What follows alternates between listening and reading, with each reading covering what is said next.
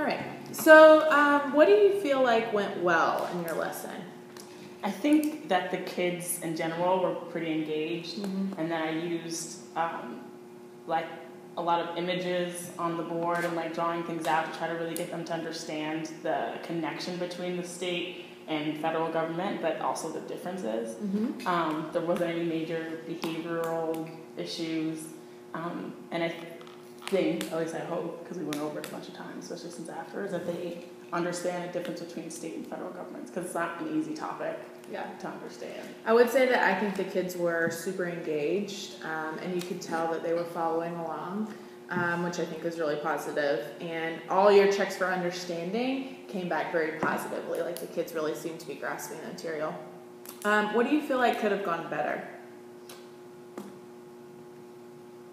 Questions in general, like because there's such a range of abilities in our class, like I don't always know if every single person is getting it. I can get like an overwhelming kind of feel, but like especially like with, can I say names? Or okay, with like Shania and Jesse, I don't always know what they get and what they don't. Right. And if they're just getting, because sometimes I'm not as consistent when I like call on them. Sometimes it's choral, sometimes it's cold call, and it's the transition between the two isn't very smooth. So sometimes I'll like want to call on Shania because I want her to answer, but Jay or something will yell it out, and so I don't know if she's just saying an answer because she heard it, or because she actually knows it. It's so interesting you said that, because I feel like that was the area that I wanted to talk to you about. So I broke it down using Hunter's principle of lesson planning. So the anticipatory set I really liked. It was what you can do at school versus what you can't. So I thought it was a really easy way to get them engaged in the subject, but also you were actually modeling a skill of the Venn diagram, how to use it, and they didn't really even know that. And then you introduced the objective, and you connected it to what you guys had been doing, which I thought was really positive. The input, you talked about what federal meant, and you had the kids write the definition, and so you were inputting kind of the background knowledge of what they need to know. And I think you also gave enough background information about what you had been talking about that it kind of, they were like, oh yeah, and I know where we are.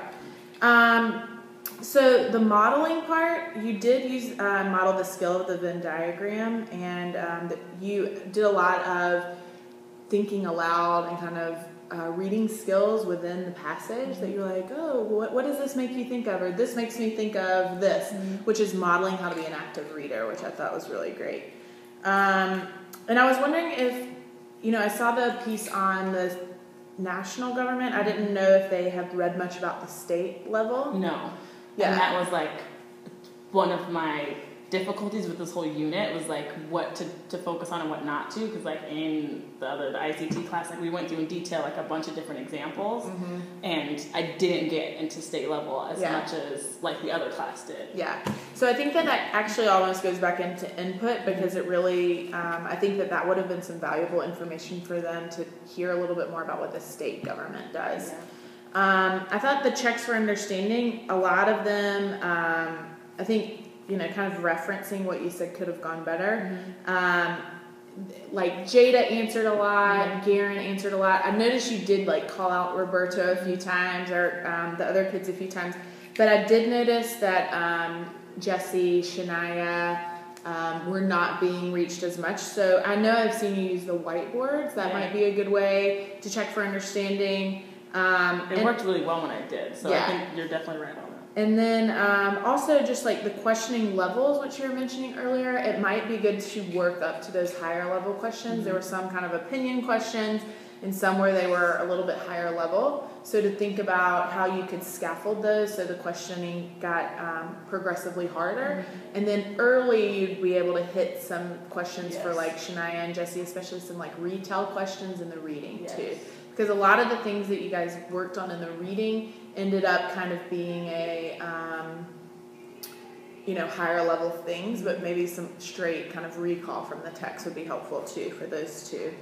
And just, I'd say like, it's always helpful for me to write down my questions, and I always mark up the text and write exactly where I want the questions to be, and so you make sure that you're hitting all learners.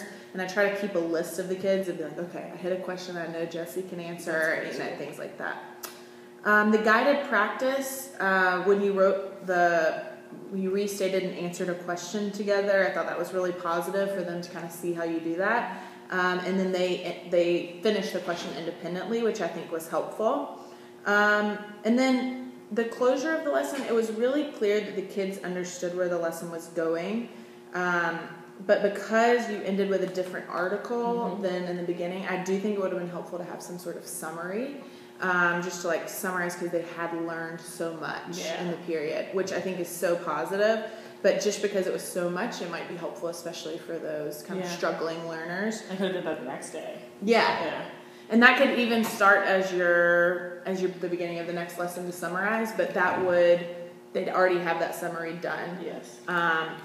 So I think that would be a little bit more helpful for them. So do you have any questions or any problems that you're having in the class that you would need somebody to bounce ideas off of, or what are your thoughts? I think I definitely should write the questions beforehand and mark up the text. And because I was having trouble with I was trying to ask low level questions, but I was frustrated because once I asked them, the higher level kids got disengaged and exasperated. Yeah. But if I use the whiteboards or start with that question and then ask them someone else to expand on it, I could serve both of them at the same time.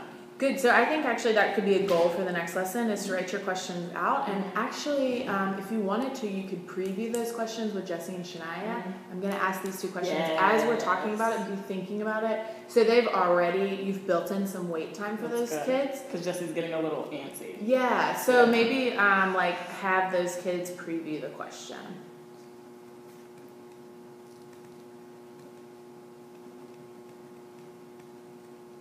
Great. So I'm going to write those down as kind of our two goals for the next time you do your lesson.